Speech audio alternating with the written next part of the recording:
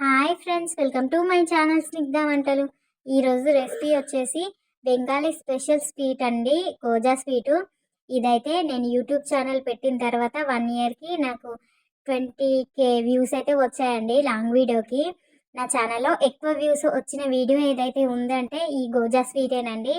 ఇప్పుడు ఎన్ని వ్యూస్ వస్తాయో చూడాలి. లోపల జ్యూసీగా, పైన క్రిస్పీగా, చాలా టేస్టీగా ఉంటాయి.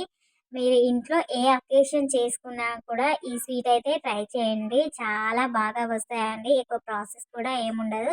చాలా క్విక్‌గా చేసేసుకోవచ్చు స్వీట్ మాత్రం. దీనికోసం అయితే ముందుగా ఒక కప్పు వరకు మైదా పిండిని తీసుకోవాలండి.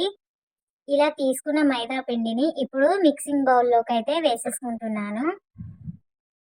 ఇలా మైదా వేసుకున్న తర్వాత ఇప్పుడు ఇందులోనే కొంచెం వామునైతే ఇలా నల్లకొట్టి వేసేసుకోవాలి. మీకు నచ్చితే వేసేసుకోండి, లేదంటే స్కిప్ చేసేసుకోవచ్చు. వాము అనేది కొంచెం వేయడం వల్ల మనకి స్వీట్ తిన్నా కూడా డైజెషన్ ప్రాబ్లం అనేది ఏమీ ఉండదు. ఇప్పుడు ఇందులోనే 1 స్పూన్ వరకు నెయ్యిని వేసేసుకోండి. ఒక పావు కప్పు వరకు ఆయిల్ని అయితే హీట్ చేసి పక్కకు పెట్టేసుకోండి. ఇప్పుడు మనం నెయ్యి వేసుకున్నాం కదా, ఇందులోనే పావు స్పూన్ వరకు బేకింగ్ సోడాని వేసేసుకోండి. ఇలా సోడా వేసుకున్న తర్వాత మొత్తం ఒకసారి కలిపేసుకోండి. మనకి నెయ్యి అనేది పిండికి బాగా పట్టేలాగా ఇలా పిండిని మర్దన చేస్తూ బాగా కలిపేసుకోవాలి. ఇప్పుడు మనం ముందుగా తీసుకున్న పావు కప్పు ఆయిల్ని మొత్తం కాకుండా హాఫ్ వరకు అయితే వేసేసుకోండి. పావు కప్పులో హాఫ్ మాత్రమే ఆయిల్ని వేసేసుకోవాలి. మీ దగ్గర నెయ్యి ఉంటే మీరు మొత్తం నెయ్యినే వాడుకోవచ్చండి. నేనైతే ఆయిల్ని వేసుకుంటున్నాను. నెయ్యి మాత్రం జస్ట్ ఫ్లేవర్ కోసం 1 స్పూన్ వేసాను. పిండినైతే ఇలా బాగా కలిపేసుకోవాలి. ఇప్పుడు ఒక కప్పు వరకు కాచి చల్లార్చిన పాలనైతే మొత్తం ఒకేసారి కాకుండా కొంచెం కొంచెంగా వేస్తూ మనం చపాతీ పిండి కంటే కొంచెం గట్టిగానే కలిపేసుకోవాలండి. మనం ఈ పిండిని అనేది లూజ్గా కలుపుకోకూడదు. చపాతీ పిండి కంటే కొంచెం గట్టిగా ఉండాలి. మనకి గోజాలు అనేది అప్పుడే మనకి గుల్లగా వస్తాయి. పాలు కూడా మీరు ఒకేసారి కాకుండా కొంచెం కొంచెంగా వేసేసుకోండి పాలు అనేది. ఇలా పాలు వేసుకొని పిండి అనేది చక్కగా కలిపేసుకోవాలి. నేను తీసుకున్న ఒక కప్పు పాలకి 1 టేబుల్ స్పూన్ వరకు పాలు అయితే మిగిలిపోయాయండి. చూడండి, ఇలా పిండిని అయితే కలిపేసుకోండి. ఒక 2 నిమిషాల పాటు పిండిని బాగా మర్దన చేస్తూ కలిపేసుకొని 10 నిమిషాల పాటు పిండిని పక్కకు పెట్టేసుకోండి.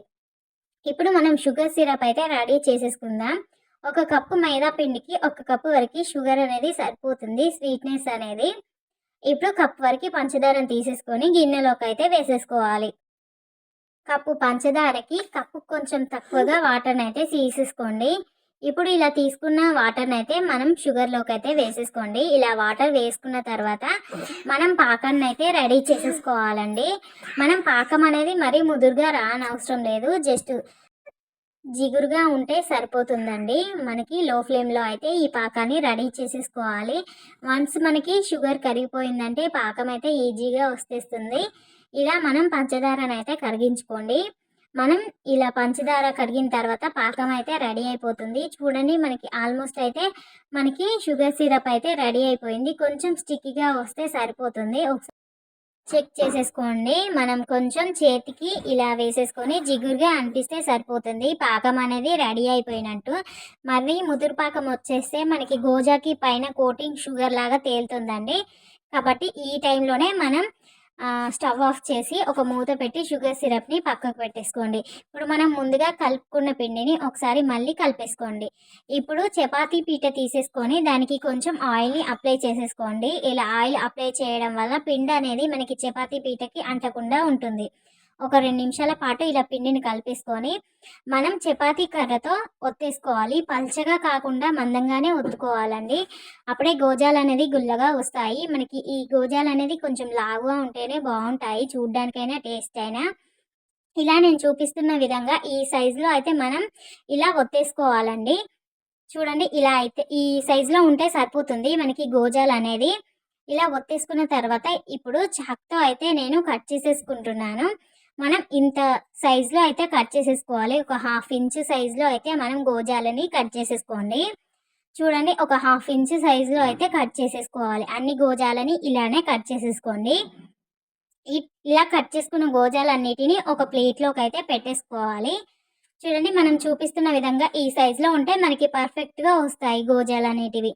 ఇప్పుడు ప్యాన్ పెట్టుకొని మనం డీప్ ఫ్రైకి సరిపడా ఆయిల్ని అయితే వేసేసుకోవాలండి. ఇలా ఆయిల్ వేసుకున్న తర్వాత మనకి ఆయిల్ అనేది హీట్ అవ్వకముందే మనం ముందుగా రెడీ చేసి పెట్టుకున్న గోజాలన్నిటినీ వేసేసుకోవాలి. ఆయిల్ హీట్ అయిన తర్వాత మనం వీటిని వేసుకుంటే మనకి ఇవి విడిపోతాయండి. షేప్ అనేది కరెక్ట్‌గా రాదు. అందుకే ఆయిల్ హీట్ అవ్వముందే మనం ఈ గోజాలన్నిటిని వేసేసుకోవాలి. మెయిన్‌గా మనం ఇవి ఫ్రై చేసేసుకునేటప్పుడు మంటని లో ఫ్లేమ్‌లోనే ఉంచి మంచి కలర్ వచ్చేంత వరకు ఫ్రై చేసేసుకోవాలి. ఇలా ఒక్కొక్క గోజాని రెండో వైపు తిప్పుతూ మంచిగా ఫ్రై చేసేసుకోండి. అస్సలు మీరు మంటని పెంచకండి. లో ఫ్లేమ్‌లోనే ఫ్రై చేసేసుకోవాలి. అలా లో ఫ్లేమ్‌లో ఫ్రై చేసుకోవడం వల్ల మనకి గోజాలనేవి క్రిస్పీగా వస్తాయి. మనం షుగర్ సిరప్‌లో వేసిన తర్వాత కూడా సిరప్ అనేది లోపలి వరకి పీల్చుకుంటుంది. లేదంటే పైన తొందరగా ఫ్రై అవుతాయి కానీ లోపల అంత పిండి పిండిగా ఉంటాయి. మీరు లో ఫ్లేమ్‌లోనే ఉంచి మాత్రమే ఇవి బాగా మంచి ముదురు కలర్ వచ్చేంత వరకి ఫ్రై చేసేసుకోవాలి. చూడండి నేనైతే లో ఫ్లేమ్‌లోనే వీటిని ఫ్రై చేసుకున్నానండి. 10-15 నిమిషాల పాటు పడుతుంది మనకి ఇవి వేగడానికి. మీరు స్లోగా ఫ్రై చేసేసుకోండి సరిపోతుంది. ఇలా ఫ్రై చేసుకున్న వాటిని వెంటనే మనం షుగర్ సిరప్‌లోకి అయితే వేసేసుకోవాలి. ఇవి వేడిగా ఉన్నప్పుడు వేస్తేనే మనకి షుగర్ సిరప్ అనేది బాగా పీల్చుకుంటుందండి లోపలి వరకి. అలాగే మీరు ఇవి షుగర్ సిరప్‌లో వేసిన తర్వాత చాలా సేపు షుగర్ సిరప్‌లో ఉంచకూడదండి. అలా ఉంచితే మనకి గోజాలనేది పైన కూడా మెత్తగా అయిపోతాయి. అలా వేసిన వెంటనే ఇలా షుగర్ సిరప్‌ని మనకి గోజాల పైన చల్లుతూ లేదా ఒకసారి గిన్నెతో ఇలా తిప్పుతూ మనం కలుపుకుంటే గోజాలనేది సిరప్‌ని ఈజీగా పీల్చేసుకుంటాయి.